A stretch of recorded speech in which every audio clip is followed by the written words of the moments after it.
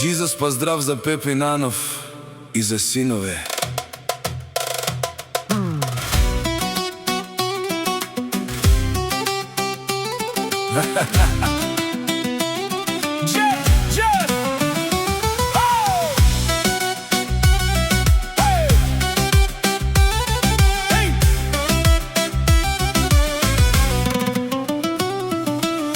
Душманите отдалече гледат, мразят, пак говорят.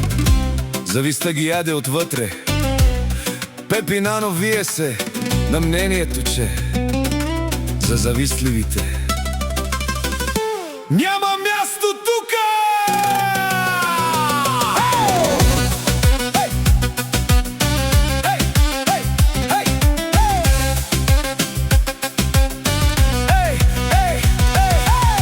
Пепи Нанов казва: ако Бог на мене даде 5, нека на вас да даде 10, но вас ще ви чувъркат моите 5.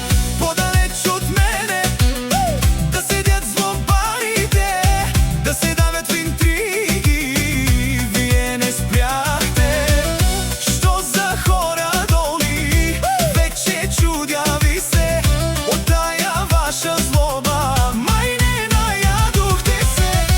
Пепи Нанов казва: подалеч от мене да седят злобарите, да се давят в интриги.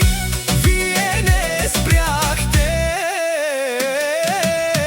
Що за хора долни? Вече чудя ви се от тая ваша злоба. Май не наядохте се. Фамилия Нанов са на мнение, че завиждате на всичко, дори на малкото. Сърцето ви не издържа на нищо жалкото. Боли ви, че някой е по-добър от вас. Мишки си оставате обратно в първи клас.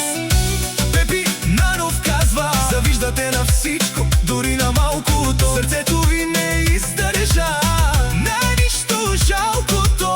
Боли ви, че някой е по-добър от вас. Мишки си оставате обратно в първи клас.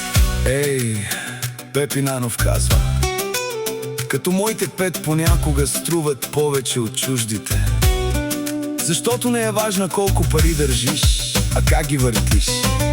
Някои имат много, ама не знаят откъде им идват и къде им отиват. Аз може да съм с по-малко, ама всяка стотинка ми работи. Докато другите броят, аз умножавам. И накрая не се гледа колко си имал, а колко си направил. Подалеч от мене да седят злобарите, да се давят в интриги. Вие не спряхте. Що за хора долни? Вече чудя ви се от тая ваша злоба. Май не наядохте се. Хайде, хайде, хайде! Пепи синове ви казват: дразнете се още, злобата ще ви довърши. Има да се учите от Пепи синове. Как да не бъдете мърши? Един от вас не излезе истински човек. Завиждайте ни, ние ще си правим нашия кеф.